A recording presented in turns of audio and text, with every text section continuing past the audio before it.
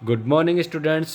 Myself, Dr. R.P. Bagdi, Assistant Professor, Department of ABST, SPC, Government College, Ajmer. आज अपन बात करेंगे लागत लेखांकन, जो कि बीकॉम पार्ट फर्स्ट के फर्स्ट पेपर है। इसके बारे में आज अपन परिचर्चा करेंगे और इसका जो टॉपिक है क्लासिफिकेशन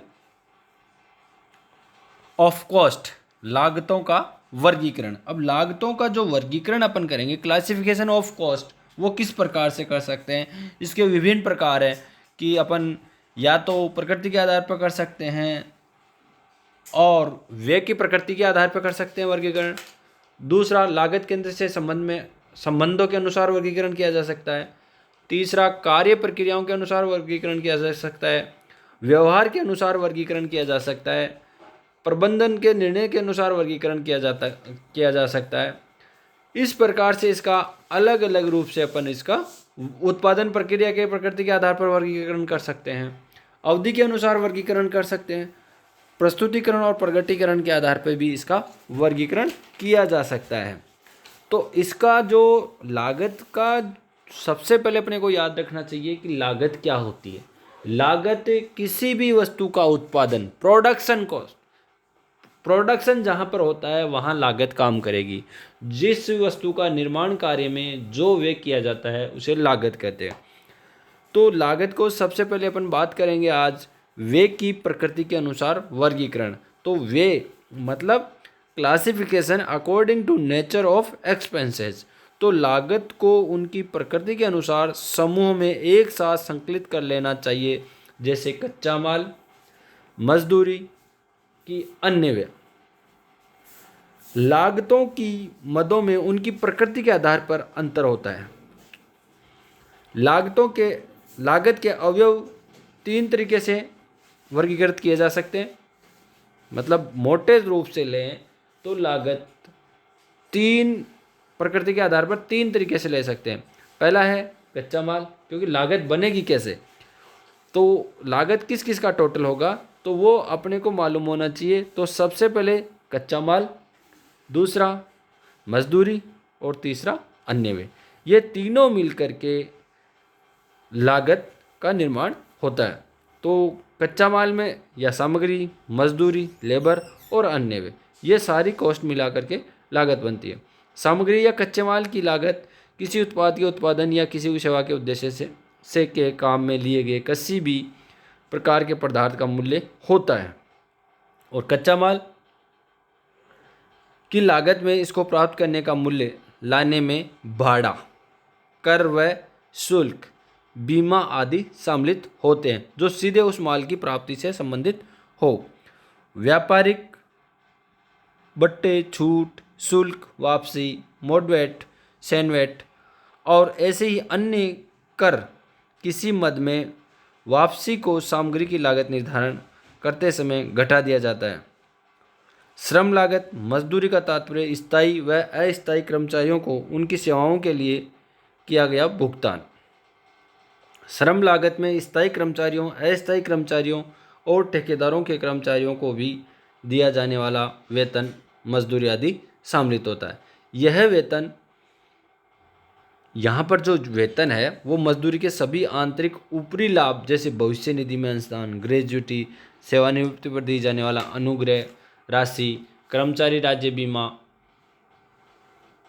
अतिरिक्त समय में किए कार्य को पारिश्रमिक, ओवर टाइम, प्रोत्साहन, उधारी, बोनस, पुरस्कार, अवकाश के बदले नगद भुगतान, छुट्टियां व आदि।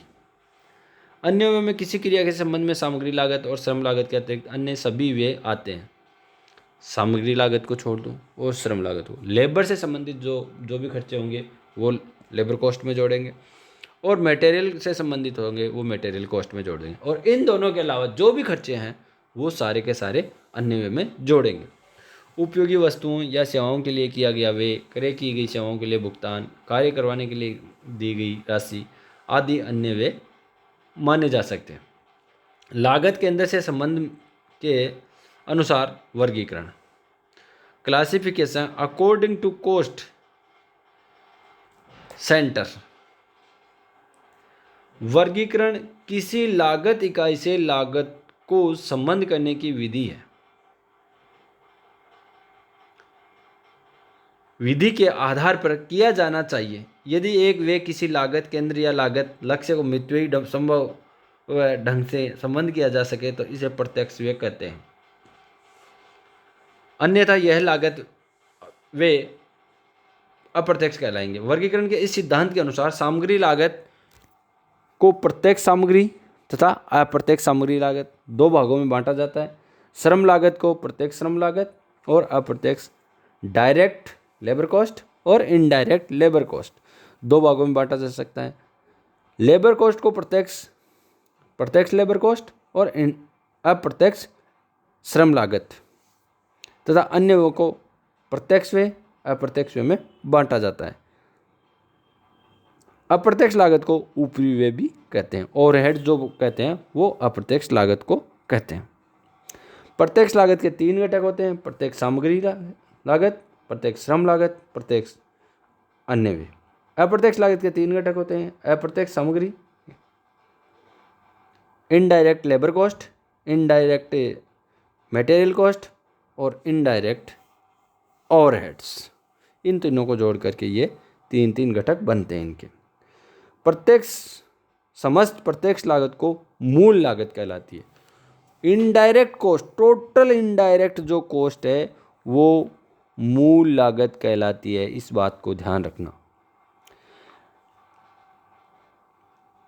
प्रत्यक्ष सामग्री लागत उस सामग्री की लागत है जो एक लागत केंद्र या लागत लक्ष्य से प्रत्यक्ष रूप से मितव्ययी संभव ढंग से संबंध की जा सकती है। किसी उत्पादन के निर्माण या किसी सेवा के लिए प्रयुक्त की गई सामग्री जिसको उस उत्पाद या सेवा में पहचाना जा सके प्रत्यक्ष सामग्री लागत में आती है। प्रत्यक्ष सामग्री लागत में सम्मिलित है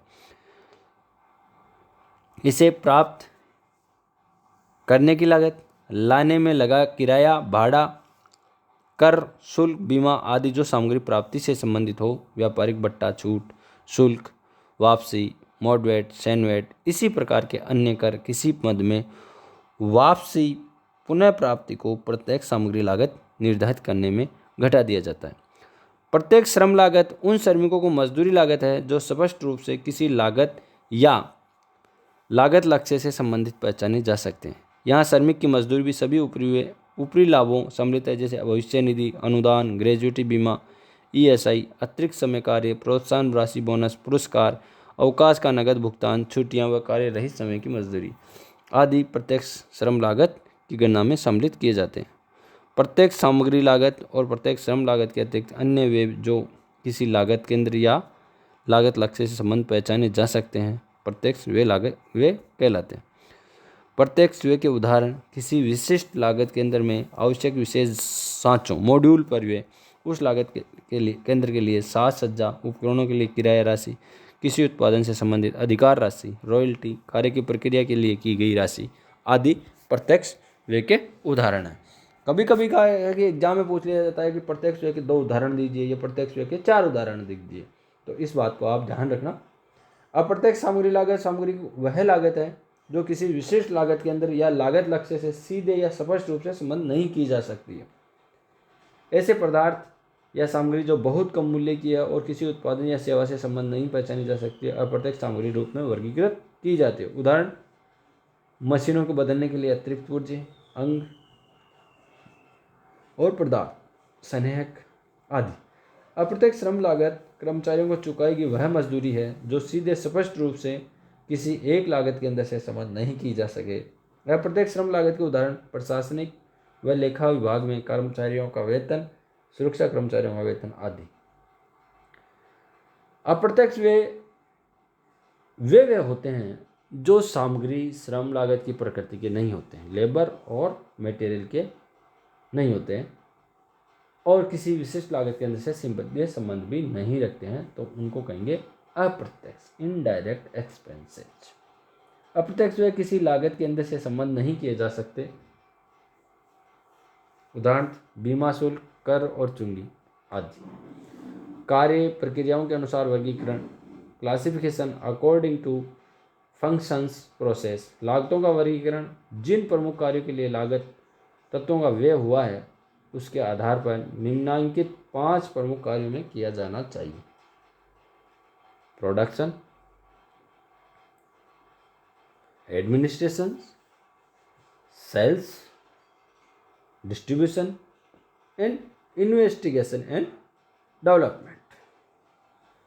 कार्य के आधार पर इसको 5 भागों में बांट सकते हैं। कार्य अनुसार अगर बांटेंगे तो पहला production, administration, sales, distribution, research and development, ये 5 भागों में अपन इसको बांट सकते हैं। इसी प्रकार उत्पादन 5 भागों में बांटे। उत्पादन लागत उन सभी मदों को लागत है जो किसी उत्पादन या सेवा में संलग्न है। प्रोडक्शन कॉस्ट वो कॉस्ट होती है जो उस प्रोडक्शन के दौरान उसमें सम्मिलित होती है। इसमें उत्पादन से संबंधित सभी प्रत्यक्ष और अप्रत्यक्ष लागतें शामिल की जाती है। इसके बाद अपन बात करते हैं एडमिनिस्ट्रेशन। दूसरी बात करते हैं उत्पादन ऊपरी व्यय, उस प्रक्रिया से संबंधित अप्रत्यक्ष लागतें होती है। उस प्रक्रिया में संबंधित अप्रत्यक्ष जो लागत होती है उसको प्रोडक्शन ओवरहेड कहते हैं। उत्पादन ऊपरी व्यय का अगर निर्माण ऊपरी व्यय भी कहते हैं। उत्पादन ऊपरी व्यय के कोई उदाहरण अगर आपको पूछ ले तो उत्पादन की योजना बनाने, तकनीकी नियंत्रण, कारखाने का प्रशासन आदि सामान्य कार्यहीन समय की लागत, भंडार प्रबंधन पर व्यय, कारखाने में सुरक्षा संबंधी व्यय, श्रमिक कल्याण पर व्यय, अस्पताल और कैंटीन पर व्यय, संयंत्र और मशीनों का मूल्यह्रास, कारखाने के भवन, संयंत्र और मशीनों की मरम्मत, रखरखाव पर व्यय, बीमा शुल्क, गुण किस्म नियंत्रण पर व्यय आदि। इसके बाद अपन बात करते हैं प्रशासनिक लागतों में किसी संगठन के सामान्य प्रबंधन के लिए किए जाने वाले व्यय आते हैं। ये अप्रत्यक्ष लागतों की प्रकृति के होते हैं और इन्हें प्रशासनिक उपरिव्यय भी कहते हैं। प्रशासनिक उपरिव्यय में सम्मिलित किए जाने वाले मदों को कुछ उदाहरण: प्रशासनिक लेखा कर्मचारियों का वेतन, कार्यालय के सामान्य खर्चे, किराया, प्रकाश शुल्क व टेलीफोन का शुल्क, लेखन सामग्री, बैंक शुल्क, अंकेक्षण शुल्क, वैधानिक खर्चे और कार्यालय भवन आदि का मूल्यह्रास और मरम्मत और रखरखाव के व्यय आदि। इसके बाद विक्रय लागतों में वे सभी लागतें हैं। विक्रय लागतों से सम्मिलित किए जाने वाले खर्चे के कुछ उदाहरण हैं: विक्रय कर्मचारियों का वेतन, कमीशन, यात्रा व्यय, विज्ञापन व्यय, बकाया कर्ज वसूली के लिए वैधानिक खर्चे, बाजार सर्वेक्षण पर व्यय और बिक्री पर रॉयल्टी, अधिकार शुल्क, विक्रय उपरांत सेवा की लागत आदि।